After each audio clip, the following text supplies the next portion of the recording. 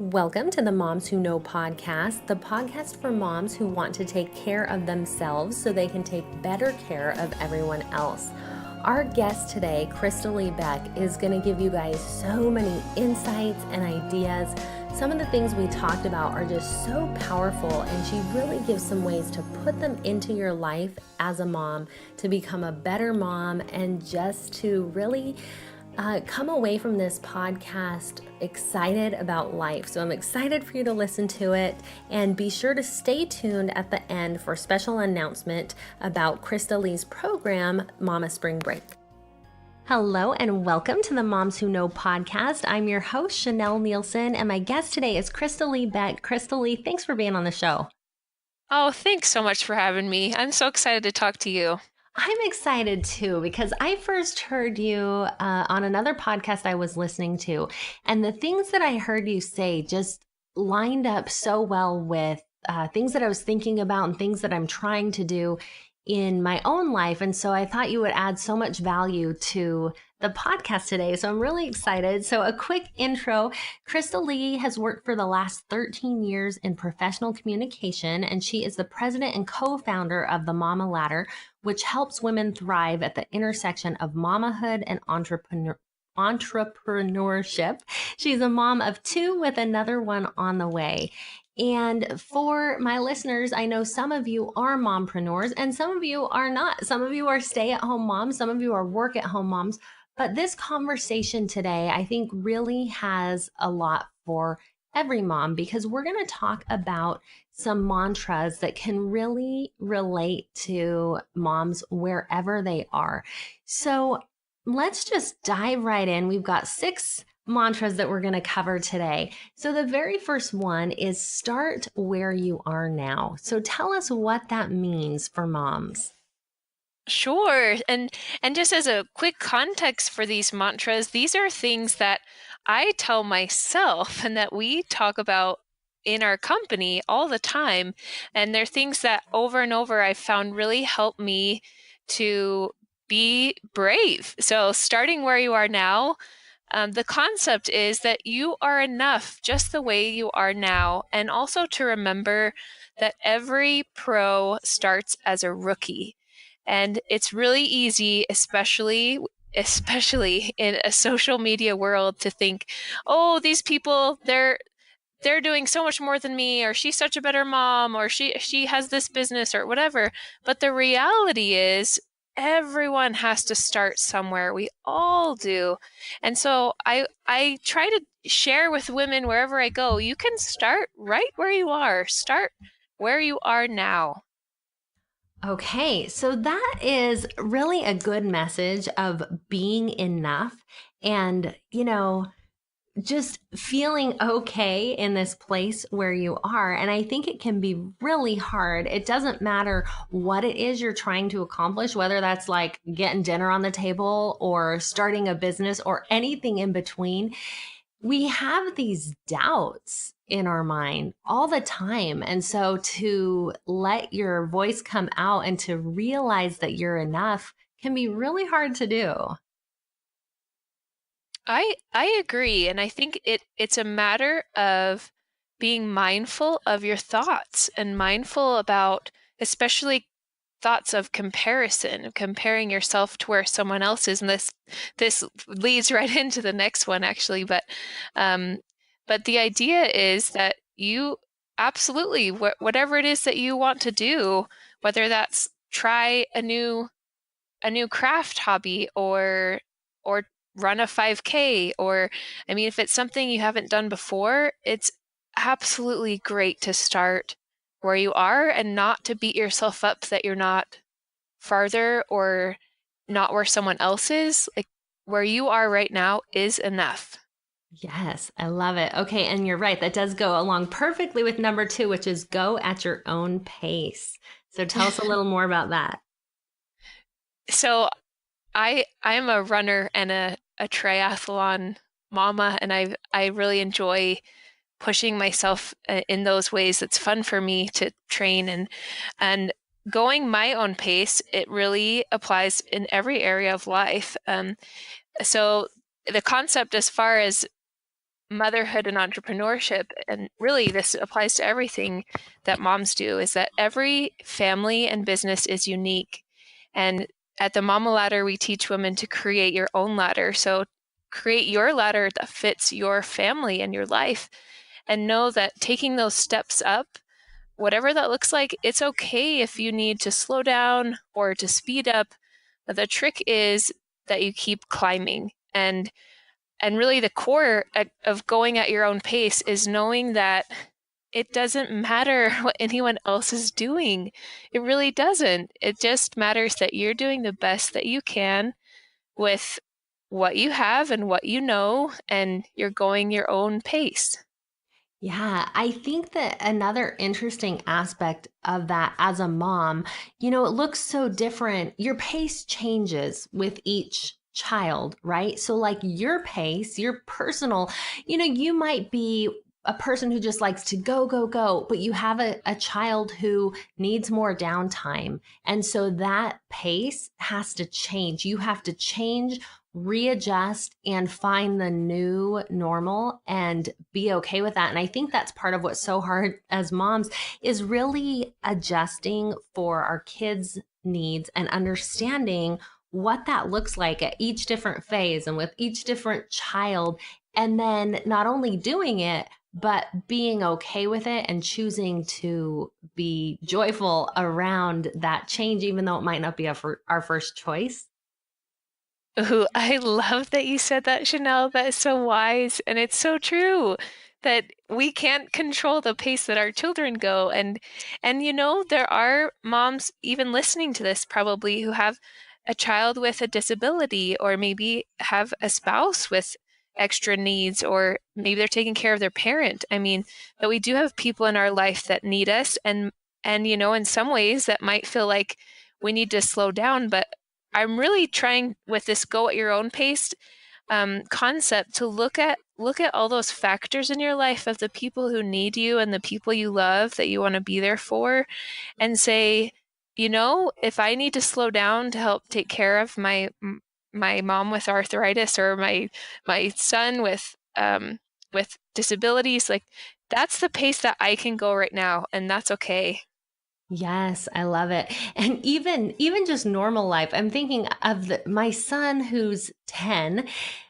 I He struggles so much to like do his chore, clean his room. You would think it's just like, oh my gosh. Anyway, I won't go off on a tangent because I could, but it has taught me to readjust. My ideal day is like, okay, wake up and have everyone get their chores done, and then we go do something fun. And you have to realize, adjust for those kind of things. So that's just one of, in that same vein of being flexible and understanding what life looks like and going at your own pace. So it might be for different reasons, but it's something I think we can all relate to because we all are dealing with lots of moving parts as moms. So number 3 is create and collaborate. Don't compete. I think this is a good one that we need to be reminded of over and over. I do too, because I really believe in it, and I believe in putting your time and energy into joyfully creating, and focusing. And as far as the business side, like focusing on serving your clients, but that also can apply in the home. Focus on serving and loving your kids, and knowing that there's enough abundance to go around. And it's just a human tendency. It's so funny. We humans just tend to think that there is only so much room for success or joy or friendship or love, or I don't, we're just so funny. We do that to ourselves. But the reality is that all of those things are unlimited. There's so much goodness out there, and there's so much possibility and potential. And just because someone else does something that you think is really cool and you wish you were doing, it doesn't mean that you can't do it too in your own way. And this is something I've had some real hands-on practice with lately, with some of the ideas and things that I've done that other people have copied me, which was really hard for me. And it was something I've had to work through, but it's been an opportunity for me to live this concept that I create and I collaborate and I don't worry about what other people are doing. And I mean, in business, I'm going on a little tangent here, but I'll wrap it up. um, but I mean, there is a line where if someone like infringes on copyright, like you need to do something and get legal help involved. Like there is a line, but in a lot of cases, there there's so many good ideas out there that really are just being used over and over again. And so instead of wasting my energy worrying about other people, I'm just going to focus on what I'm doing and just be happy with what I'm doing. Yes. Yeah, but it's so easy to get caught up in that comparison. And I think that you brought up a really good point. You said there's enough abundance to go around. So, abundance is my word for 2018. And it's amazed me how much this word comes up. You know, it's funny when you're looking for something, you see it a lot more. And I would love for you to talk a little bit about that. Talk to me about what you mean when you say there's enough abundance to go around and kind of what that abundance mindset looks like. Sure. And so abundance is not just money. It can include money, but abundance for me also includes things like health and joy and really creative fulfillment. Like, so that could be writing the book you've always wanted to write. That could be learning to play a new piano piece. That could be painting a room in your house and redecorating it and feeling that it just feels great and makes this lovely space in your home. Abundance for me is the good things that we're seeking in life, and that looks a little different for everybody. Um, and and it can include money because money is power to do good. Money gives us freedom to make choices and to help people. And but yeah, hopefully that helps, Chanel. That's how I view Yes. abundance. Yeah, I think that's huge. So I think it's really easy to get caught up in this trap of a scarcity mindset and like the idea that if someone has something and whether that's, you know, financial like money or kids dress super cute, that then you can't have it. And obviously, if you have the idea of abundance, then that's not true. But why do you think we fight with that so much? Why is that such a thing? You know, I really think it's part of our human nature, and it's something we have to consciously choose not to give into. So as you were talking, it made me think of, and that you said that so well. It made me think of, I have this friend who has an Instagram account. She is a mountain runner, and I've gone mountain running with her before. But she's got like tons of followers, and she goes around the world and runs these different places. That's also something that I really enjoy. But just because she's doing it and has all of this attention around it and all these followers, it doesn't mean that I can't love doing that myself. And right now I'm not running in the mountains. I'm only walking because I'm 6 months pregnant. But I still, for me, it's so joyful, and it's one of my favorite things to do. And so just because she's doing it and it's her brand, it does not mean that it's only for her. And if anything, her whole goal is to help get women outside and go do that more. So I think sometimes we give up our own power in thinking that if someone else does something, that there's no room for us. One other quick example of this. So say that you want to be an interior designer, you love doing that. Um, how silly would it be if you said, well, there's already a Joanna Gaines in the world and she's already doing all these amazing things, so I guess there's not room for me. That would be really silly, right? And the reality is that yes, I love Joanna Gaines, I love Magnolia, I love the whole brand, but she can't serve everyone, and she's not she just can't. She can't reach everyone.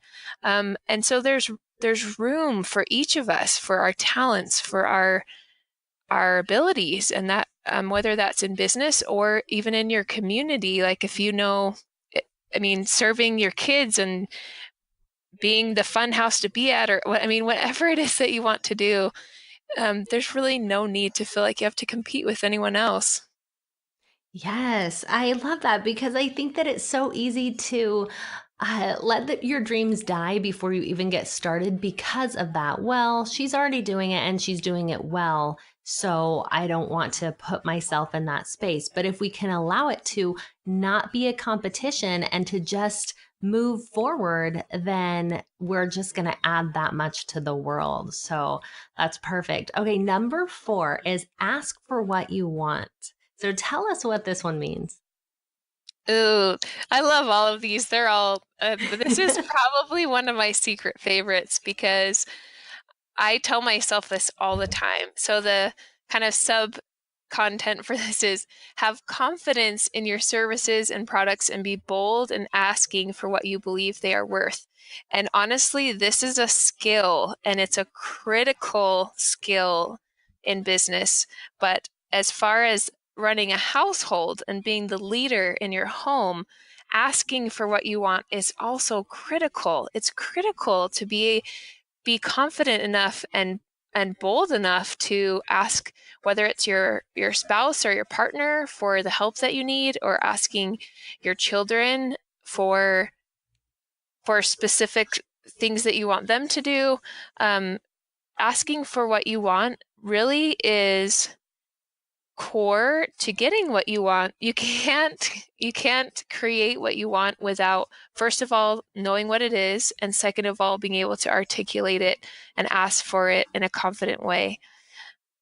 So that, Yeah. yeah, for me it's I remind myself this all the time, and especially when I get scared of asking something big, I'm like, nope, you got to ask, or it's always a no, you have to ask. This is a huge one. So I can see this in having applications in marriage in particular. Like if you need to let your spouse know this is what I want, this is what is working, this is what isn't working. When you have that conversation, then it's magical. You get what you want. I mean, your husband married you, right? Because he loves you and he wants to give you what you want, but he needs to know what that is. Whether that's doing the dishes or kissing you every day when he comes home or whatever the case may be. He needs to know it. So I think there's definite implications there in our family and in other relationships. Okay, so one other thing that we can go into here for asking what you want is the whole idea of manifesting. Talk to us about that. Ooh, I love the idea of manifesting, and there's so many wonderful resources and books like The Secret. I've read lots of those kind of books, and I really believe in the concept that when we ask for what we want, and there's lots of ways to do that, whether you do affirmations. I personally really like I do affirmations, and I also really like writing things down, and I keep by my bed actually little note cards, and at any given time I have the specific thing that I'm looking to create or manifest in my life. So right now, we'll talk about this in a second. It's that we sold out Mama Spring Break. Oh, But that's I and awesome. I read it morning and night, and I'm very focused on it. And it is magical how when you ask for what you want and you're specific about it and you think about it, how it manifests in your life. And for me, I'm I'm a God loving woman, and so for me, I really feel like that's part of how God blesses me. That He wants to know, he already knows what I want, but he wants me to have clarity on what I want. And he wants me to be part of that creation process of bringing good things into my life. And so manifesting is part of how that happens.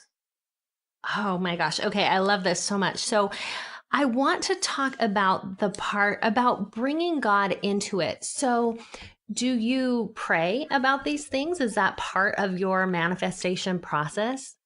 Yes, definitely. Yes. Okay.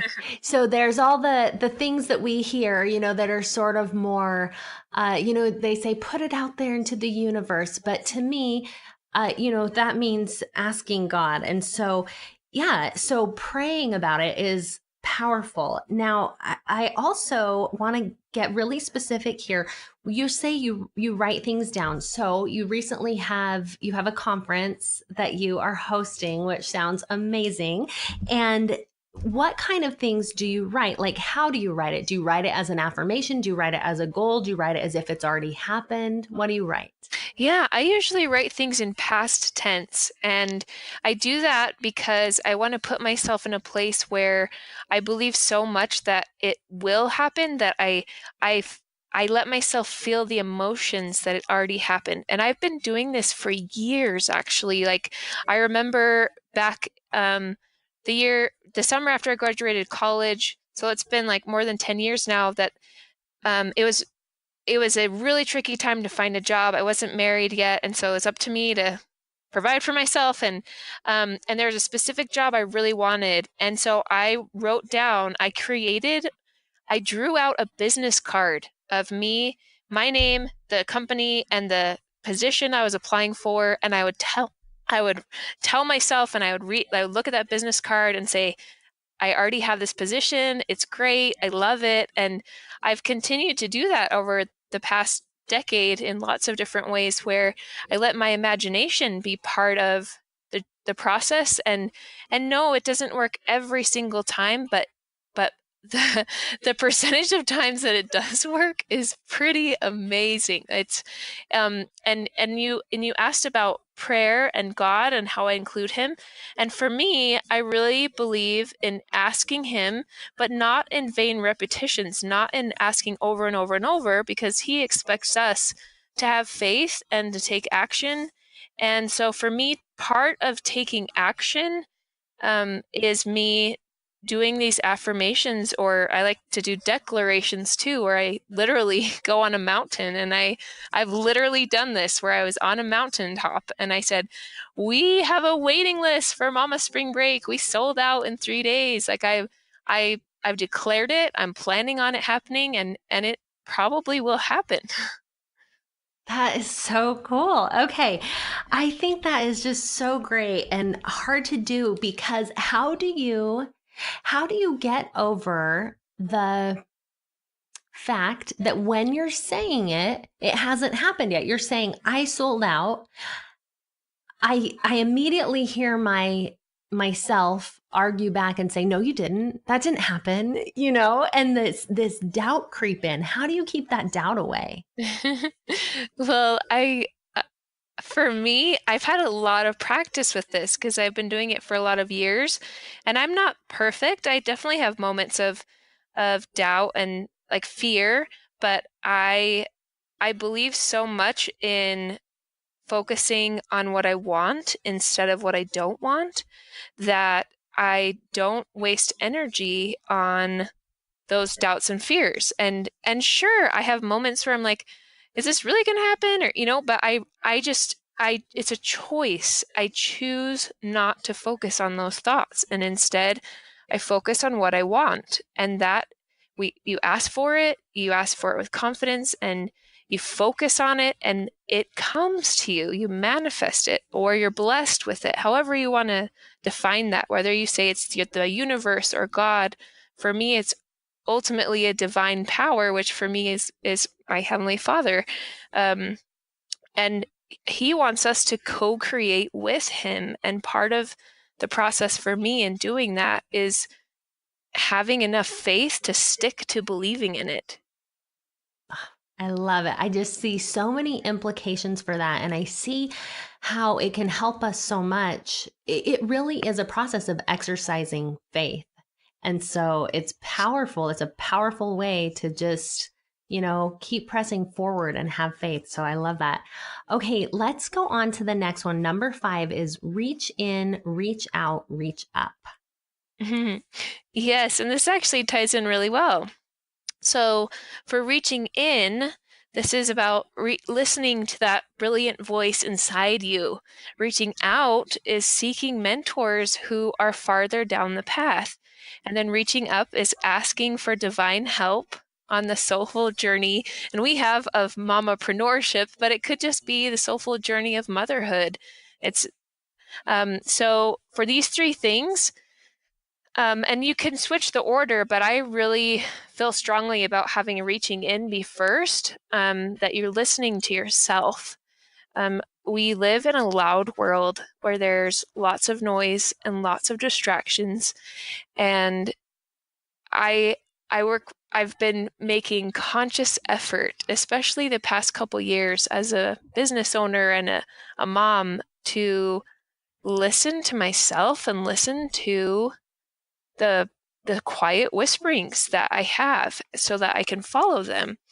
And then I recognize that often we are given answers and we're given guidance by people who've learned things that we haven't learned yet. And I've very consciously sought out and worked with and invested in working with people who are doing the things that I want to do, but are farther along with them, that have just been able to achieve them.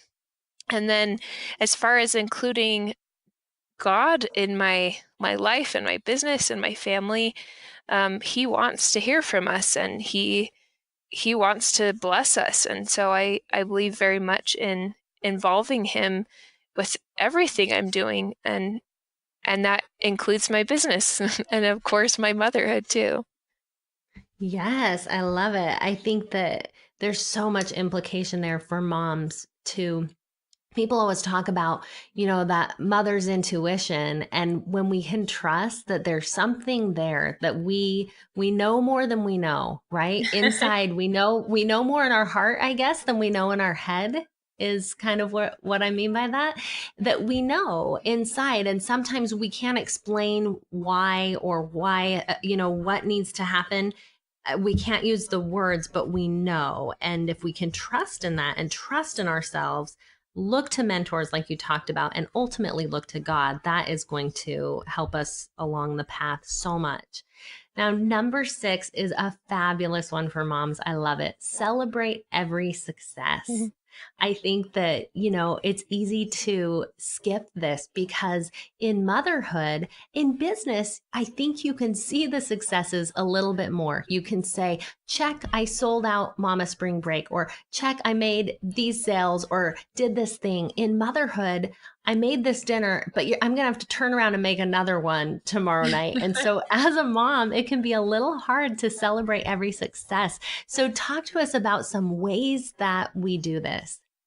Yes. So with celebrating every success, it's important that we remember that no matter how small um, progress is, to be grateful for it. And I believe in and teach women to expect it and then recognize it and appreciate it. And when we do that, then more comes. And I'm thinking about my little buddy who is potty training right now, and what a process that is, right? Like potty training. Yes. I mean, just like dinner, so you have to keep doing it over and over. I mean, it's been quite a process and lots of accidents. And but as far as celebrating every success, I mean, every time that he goes pee on the potty, he gets a jelly bean, and he is so happy with himself, and he is just celebrating it, and he's just thrilled. And so we don't talk about the 3 accidents that he already had that day. We just celebrate, like, you did it, you figured it out, like you made it on time. And we try to celebrate that instead of thinking about how, I mean, the things that he didn't get. And that does apply in lots of areas of motherhood where it's hard to see progress, and it can be frustrating if we don't recognize how far we've come. Whatever it is that you are looking to create in your family or with your kids, I would guess that you have already made some pretty significant progress. And for whatever reason, we women tend to be too hard on ourselves and forget what we've already accomplished. And so just let yourself think about that. Think about the good that you've already done.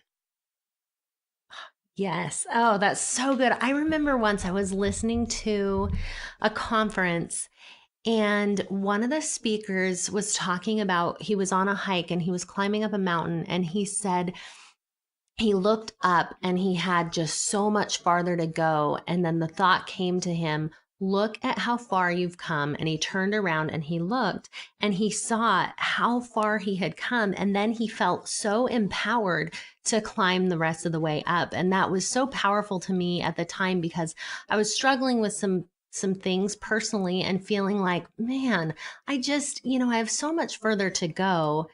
And that thought hit me so powerful, but look at how far you've come. Mhm. And as moms, sometimes we need to do that. We need to take stock and say, yeah, today there's a lot of challenges, but look at how far I've come. Look at this child that's learning and growing and doing these good things and all these things. And I think we should start a new trend of when our kid goes in the potty, we should also get something really good, like a piece of dark chocolate, something like that, because it's an accomplishment for us, darn it. Or maybe when if they're peeing on the floor and we clean it up, maybe that's when we get our chocolate. But either way, there needs to be chocolate involved for moms. I and love it's not it. just the little guy. Yeah.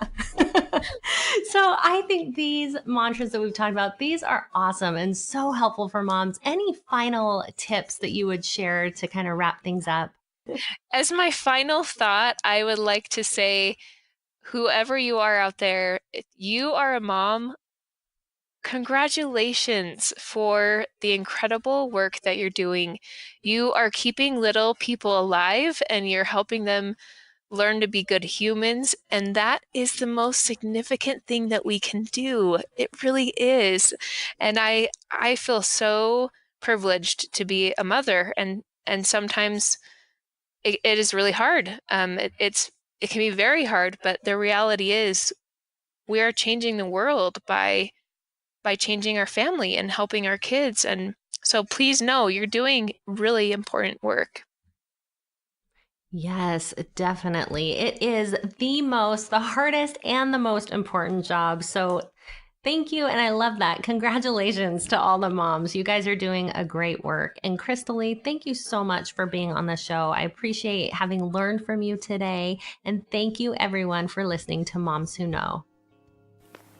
I love this conversation with Crystalie and learning from her and just really getting some insights that I thought were so needed for me. And I hope you had some great takeaways of your own. I wanted to make sure that you know that Mama Spring Break is opening for registration on August 1st. Mama Spring Break is a business and adventure retreat. So for any mompreneurs out there who are looking to up-level their business, this would be a great place for you to go and check out. And you can go to get that information to mamaspringbreak.com. I'll link to that in the show notes. As always, you can find those at momswhoknowpodcast.com.